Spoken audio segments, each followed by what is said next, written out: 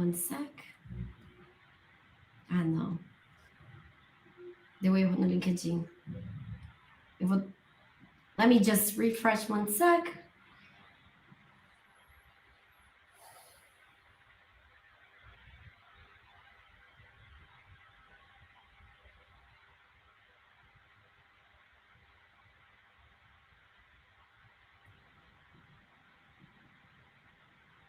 Yes. Hi, everyone.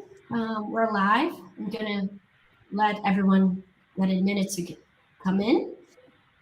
Well, welcome you all. Our webinar today is going to be exploring GPT-4 reasoning capabilities and practical applications for business integration. So I can see people coming in. Hi, Kevin, Dan, Damien. Welcome, everyone. My name is Isabella. I work with marketing at TATSoft, and I'll be the moderator for today's session. So let me introduce you guys to Mark, who is here with us. He's the founder and CTO of TATSoft, an expert in real-time software for mission-critical applications with an academic background in AI logical languages. Daily experience working with GPT-4 and new technologies on its business processes and software products. Mark, thank you so much for joining us today. Well, thank you. I'm excited to be here and share my insights on GPT-4 logic and reasoning abilities and how business can leverage its capabilities. Awesome. Just before we dive into the actual presentation, I wanted to explain briefly what GPT-4 is and why it has become such a hot topic in the IA community. Absolutely. GPT-4, or Generative Pre-trained Transformer 4, is a state-of-art AI language model developed by OpenAI, capable of understanding and generating human-like interactions, making a very powerful tool in various applications in content creation and in other areas. But really a key point is that the concept of natural language interaction with computer systems is not new at all. I myself, 3 decades ago, was doing research in a related topic at that time called logical languages. But the groundbreaking event is that now, for the very first time in history, this technology has reached the thresholds to have sparks of AGI, which is AI capable of having generalized human cognitive abilities, allowing natural interactions as fluid as we have with another human. Its potential to transform the entire society and certainly how business operates, that makes it a very hot topic in the AI community and to the general public. Awesome. Oh, that's fascinating. I'm sure everyone's eager to learn more. So we'll begin the presentation in a sec. I just wanted to let you guys know that we'll have a Q&A session at the end.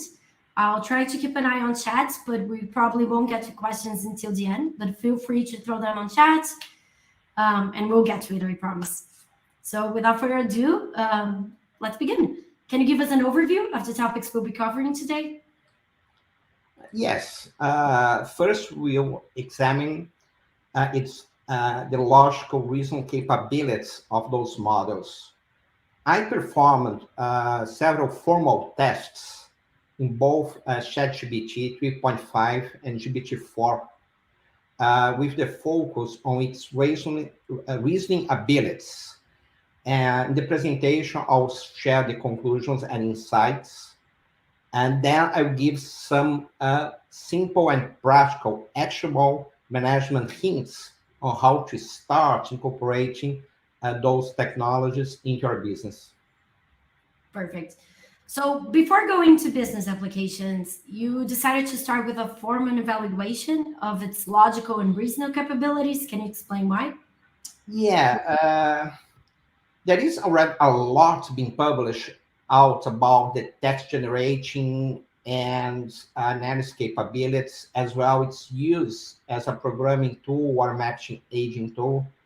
So instead of jumping to those topics, I decided to go to those practical aspects outside the mainstream discussion, but completely essential to leverage that technology in business process and on mission critical applications. If you're not doing fictional writing, but business tool, you have a minimum basic and very important requirements, which is the ability to interact with logic and consistency. That's why I started with the formal tests and evaluation on its capabilities in those areas. Perfect. That makes a lot of sense. Mark published an article about reasoning capabilities. I will throw here on chat in a second. Um, can you summarize what it's about?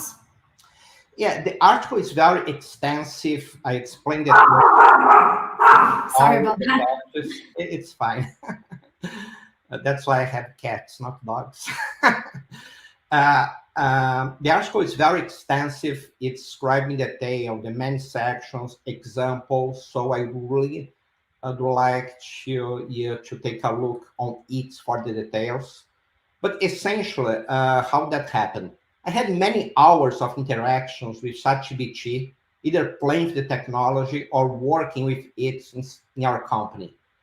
That allowed me to develop some initial intuition on its capabilities and have some insights on the best way to interact. But as engineer, before moving to more extensive usage on products, in our own product and business process, I decided to do a more formal approach. I really thought that was necessary given the type of business we are. So I designed and executed a very structured testing inspired by the classic ways of selection task, which a logical puzzle used to study human reasoning. I modified that to better suit the GPT evaluation, include sections on pattern recognition, analysis, basic arithmetic, prediction, and did those tests with GPT both 3.5 and 4. And as I mentioned in the article, I have the explanation on how those tests were created and what the kind of outputs I got from them. Perfect. I put the article link on the LinkedIn comment section, so feel free to check that out. It's also on our website.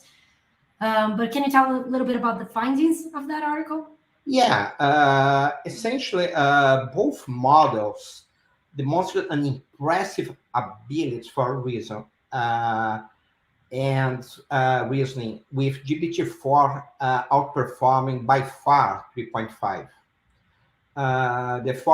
The responses on GPT-4 were more coherent, accurate, and even when dealing with quite complex reasoning tasks, to have some numeric parameters, that's how uh, my engineer side needs to work. GPT 3.5 had a score around 59%, and GPT-4 around 71%.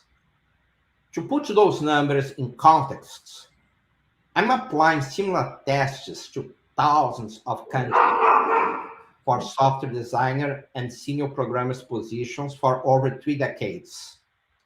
And I found a pattern that typically the ability level on the engineers working on that area is at or above 70%.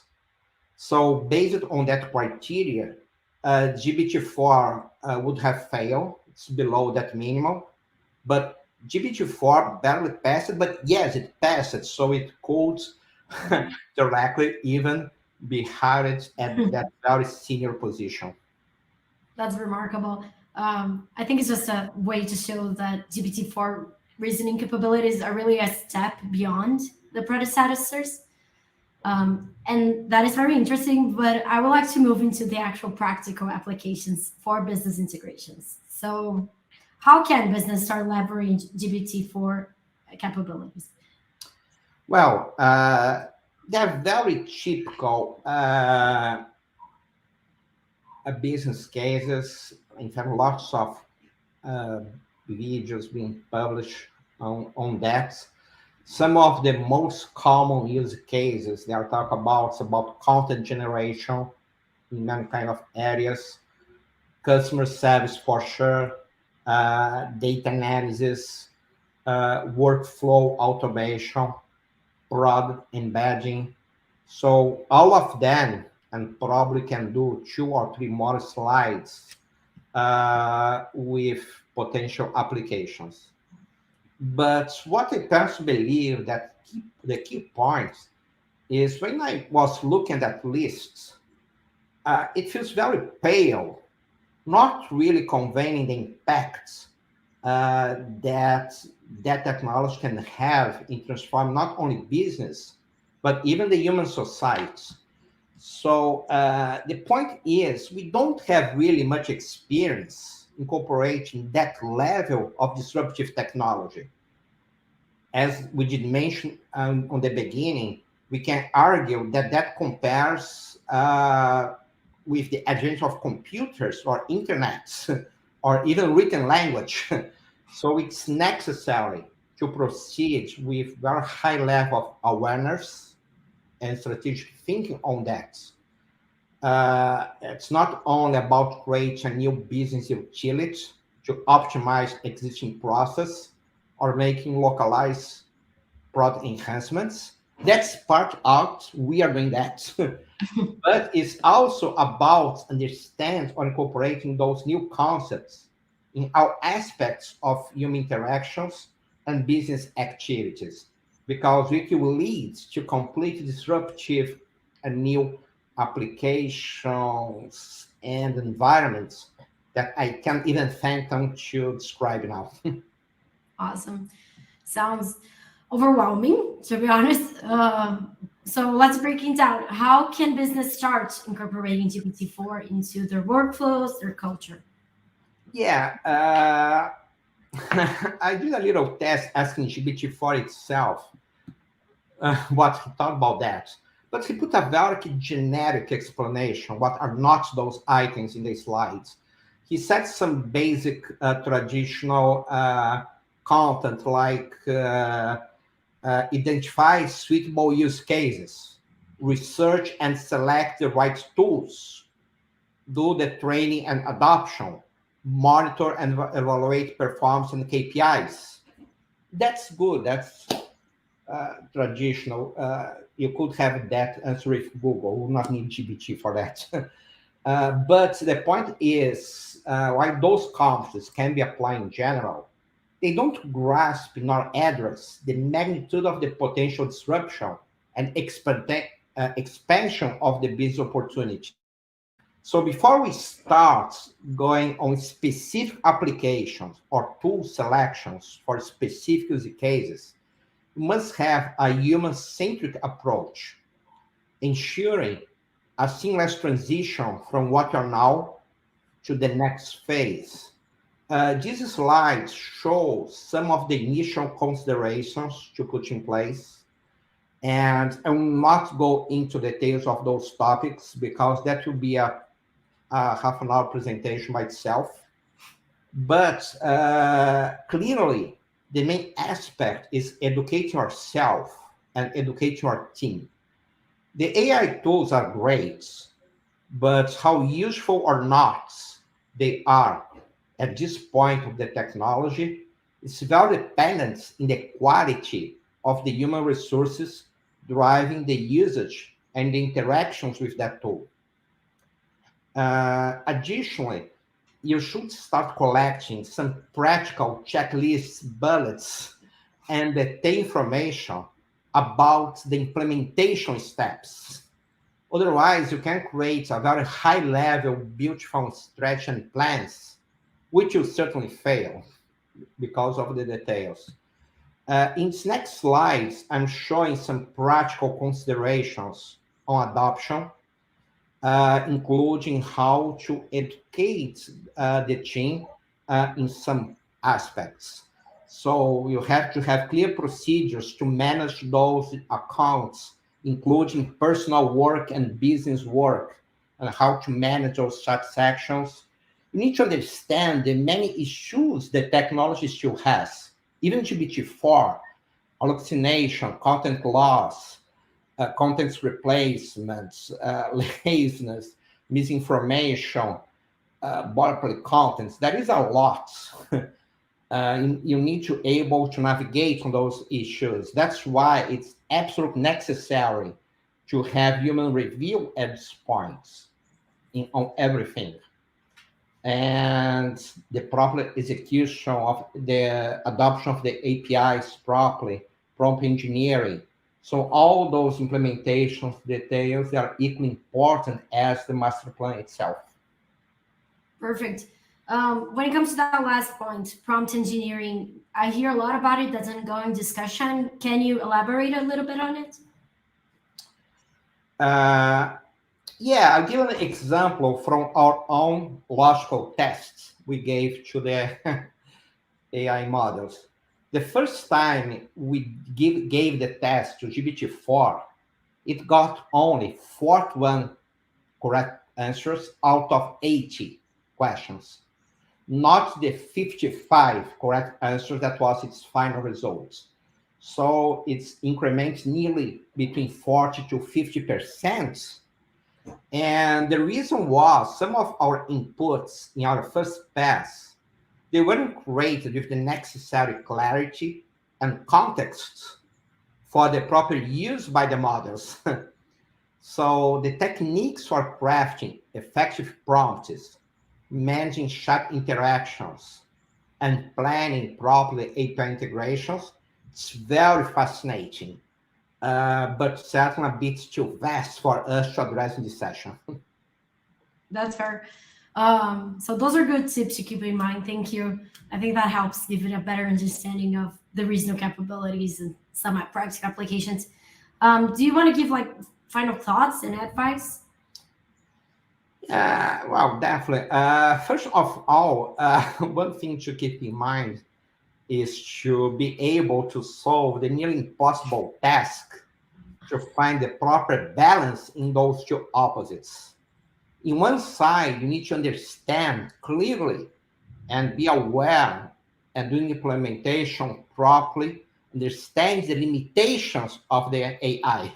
But at the same time, don't assume any limitations. When I was on my learning process, frequently I decided to just go crazy and asking more and more. And to my surprise, it went beyond what might be the final level of performance I had in my mind. Okay.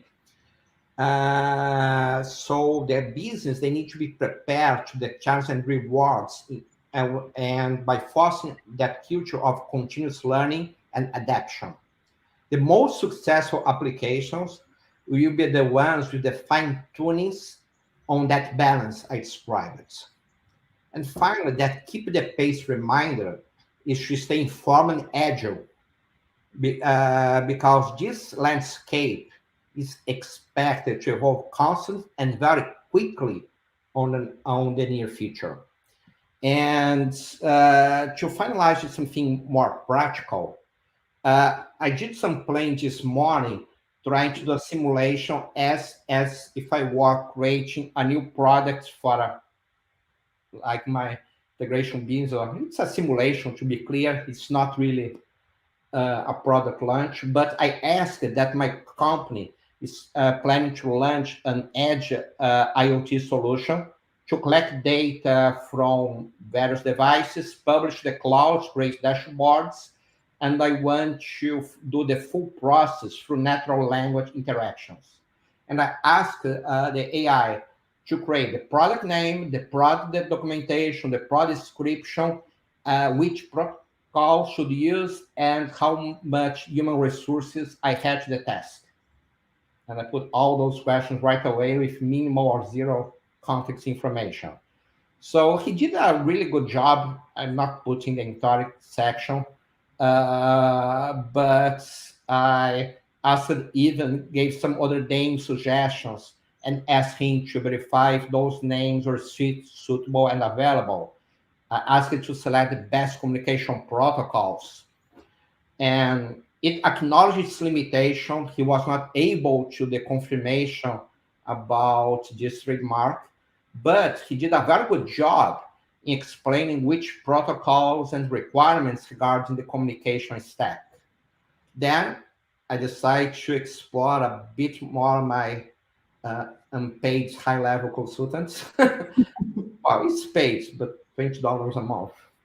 And I asked that for the first release, I need something a little more simple. So as asked him to leave the advanced features for the future and create a simplified specification. And surprisingly enough, he did do very well. He pointed out that I should only do the implementation of MQTT for now. He gave very specific recommendations on which dashboard gadgets would be available. Some use cases also to simplify, not to go too broad. It was remarkable. And it gave also a reasonable expectation on human resources to develop this task. Then, like 9 to 15 programmers, then I put one question really important, very important, this question. That is, how can that software frameworks accelerate or enhance the development of that application? I will be clear. I didn't give any context information, any training data, any fine tuning, any coaching. It has some information about our company based is its training data up to September 2021.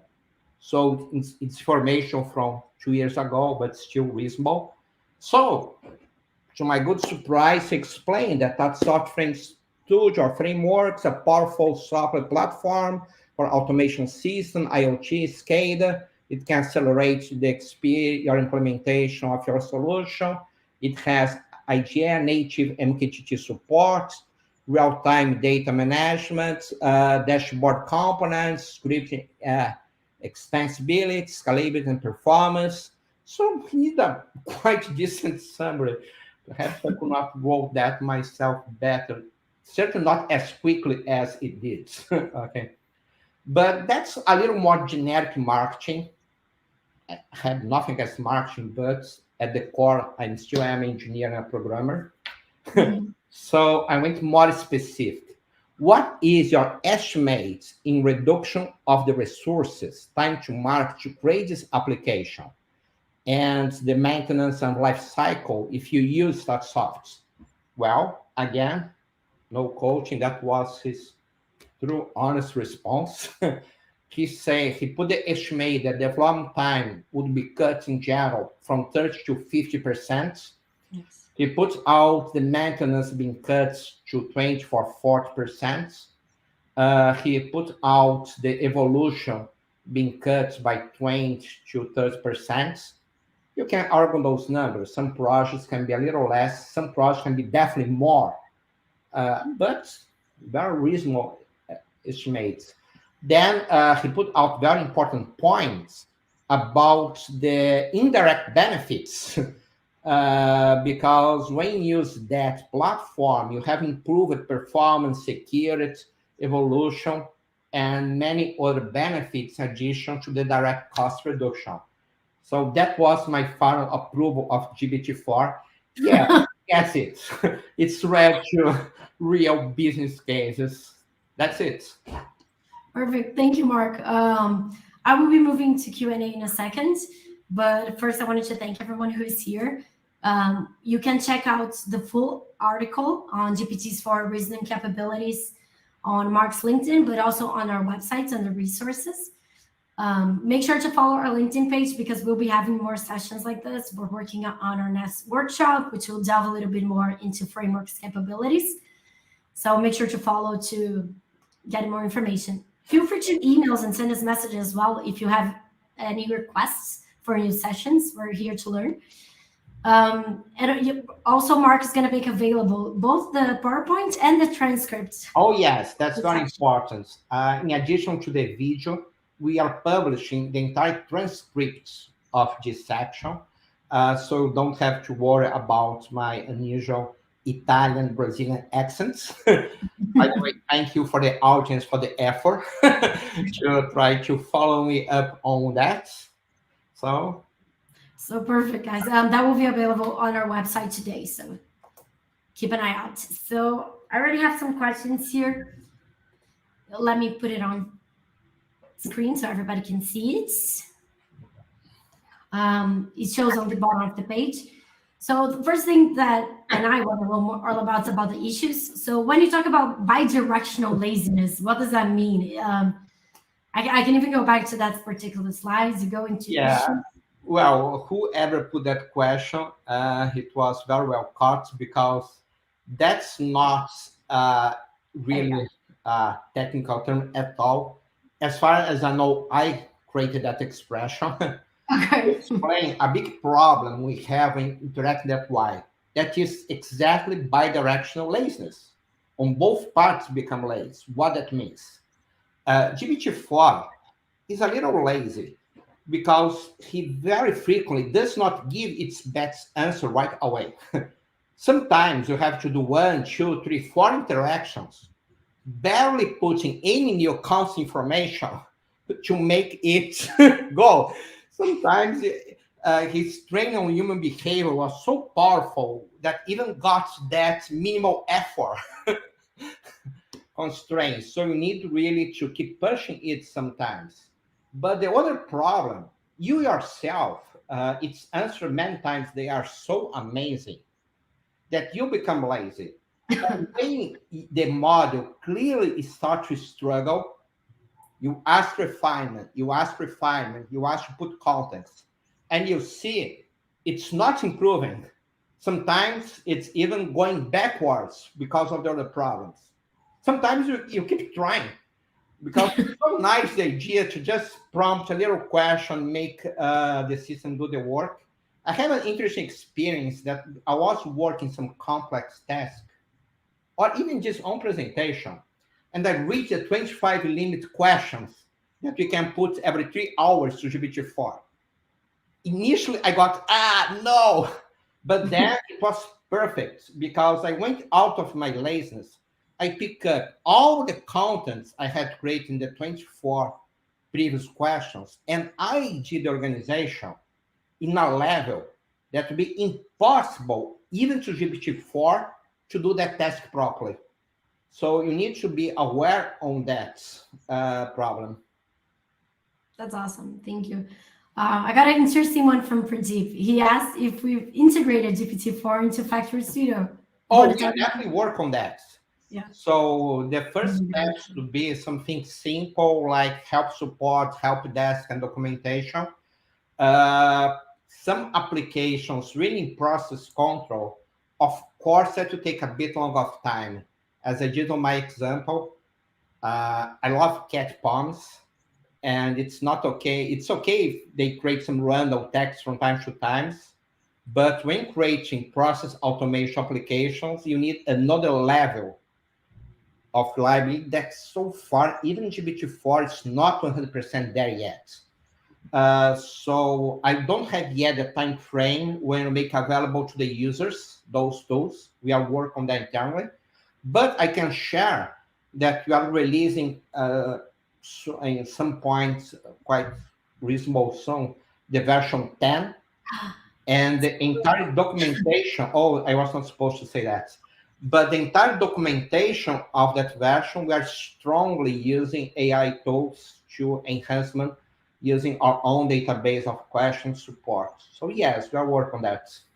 Yes, we'll And leave that. sorry, Mark, guys, I should not. Spoilers, we'll leave it. We have a lot of information coming on that, but for now, let's focus here on how can GPT-4 be utilized to streamline customer services in business. I think that's a good one.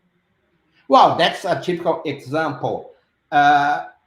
If you want, you need to be careful because if you ask now questions to ChatGPT on specific tasks, for instance, how I read control logics, PLC data, and publish to MKTT in TouchSoft Factory Studio. I did that. He gives an answer that looks correct, but it's not precise at all. because it does not have really the precise information for two reasons. It was based in data from 2021, and the way the AI neural net works, it's not really querying databases. It's guessing the next words based on the previous knowledge. So it's pretty much guessing the reply. It's amazing that works, frankly. So if you want to use in customer operations, you need to create your own modified chatbot version where you are going to feed the model on your specific content. There are two ways of doing that. The most popular, it seems to be something called embedding. There is another procedure called fine-tuning that's not necessary for customer serving. There are many papers and videos on using long chains or using word embedding and APIs. That's the direction to go for customer service. Perfectly. I'll just put in Pradeep's follow-up before I get into the next one, because he asked how good GPT-4 is taking additional information, and it's pretty amazing. Yeah, it is amazing, but it's really good if you add context and you add your own scrap of text. If you put lots of content in prompt, or it's like an informal embedding without using APIs. You just create a huge prompt with lots of information. Even the format's not great, but you put. He'll do an amazing job in understanding and organizing that information. What must be careful when you ask him to create contents without that context, he'll do another problem, at least on the issues, that's just much starting to put boilerplate or generic, beautiful statements, but meaningless. Sometimes he writes a lot and says nothing. So he can provide amazing information to complement in process information you gave and putting that in a standard language in the business practice and to the general public. On those tests is way better than I thought it could be, knowing the underlying technology. Nice. We have one here. You could talk about probably using, I think we're using the verb, but using chat sections. Can you spend a little bit on that? Yeah, I will spend a little bit. If you Google YouTube on prompt engineering, you'll find lots of nice tutorial videos on that, but I'll do some bullets here. First of all, you need to keep each session chat in one context, okay? If we're going to another completely topic, do another one. And make sure to select if you're using 3.5 or 4 on the very beginning. Otherwise, by default, you'll be 3.5, okay? And right on the top, you should state clearly the content of the chat session. You'd say what you want to achieve, what the role the AI should perform, what the specific tasks. You should add some context information, and you should do your first prompt to save one question. Then on the follow-ups, you don't need to repeat that information. He does amazing job to pick up the previous posts, but you find out that even GPT-4 does not have a good memory at this point. After a few chats, it starts to forget the context of the chat and doing the reply based only on the last post or on the last two posts. And in some cases, if you specifically ask, it's a wrong answer. Don't reply based on your previous outputs. Review the entire section. He'll be able to that and correct. In some cases, it will not. Okay. I don't know exactly how OpenAI is managing their chat area, but I don't feel they are giving us their full 32 kilobytes of inputs the model can handle. Because sometimes with just a few thousand of words, the system clearly starts to lose context. That's one of the issues I listed on the issues list. Nice. And we have one here about how chats can help business create more engaging and dynamic presentations and proposals. I think that's an interesting one. It definitely is. So I will try to put a little bit of my own experience. Again, it's a matter of balance. It's you should try do the opposite I just described or feeding context information. You should try sometimes to out of the blue just ask everything, ask for content, ask for presentation, ask for proposal to get a gist on what is initial take in. Sometimes if you put previously your templates, you are guiding too much. So you should have a balance. In first, you can start being praised and allow him to do crazy things by itself with zero context. Then you should, he probably will create some insights here and there, but not perfect. Then you should go the opposite in the same chat session, the another one, or even the same, starting to put your specific guidelines. Then you can ask them to combine both. Typically, it will not be able to, even GPT-4. So that's the time you need to put the laser sides. You need to have the hard work, typically with 2 or 3 monitors, to go through all those interactions to do the pick and choose on what's necessary and start fresh in a new section to evolve that, organize, put the proper language. And when you want something or you have some questions, just ask GPT. Many times it will give you the guidance, or even you can ask what you didn't know. So that's how you do. That's awesome. And even going a little beyond just the business itself, how can it be utilized to identify new market opportunities and trends? Can Uh, it be used? yeah, that's more or less connected to the previous one. Mhm. Uh, even this version does not have access to websites. It's just a language model. It can reasonably quite understand of the business in general. So if you ask about markets, if you, for instance, my IoT product, my simulation for this presentation, I did not put this output. I'm asking for applications for this solution. He put out very typical applications like home automation, intelligent building, but I asked him, no, I want applications completely new. He put out 3 replies. I said, no, they're not new. Go deeper. And he come up with application to create a tracking app to flying things that are not FAA compliant yet, like all kind of Crazy. helicopters and drones, and that's to create an application to put that little IoT on the device with GPS coordinates and create an application to manage air traffic on everything that's flying, but it's not FAA regulated. Okay, that's completely new. Okay. So you can really ask him specific questions, going for that, trying to leverage the general understanding of he has about markets. It's a good brainstorming exercise. You are talking like someone reasonably smart in going brainstorms. Nice. Good.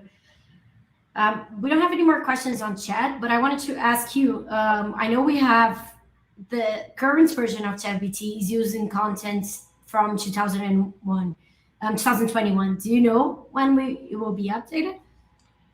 Not anytime soon. The GPT-4 was traded up to September 2021, and they're not doing additional training on that model inside the ChatGPT. What is happening right now are 2 things. First of all, you can create your own custom version with embedding or fine-tuning using APIs. Nice. But it's also there are some prototypes out there with plugins. So you can add ChatGPT to query, for instance, Wolfram language to do proper math, or you can query even API queries to feed in the model. By the way, Google Bart engine which not based on GPT, is their own engine. It has that capability, same as Bing.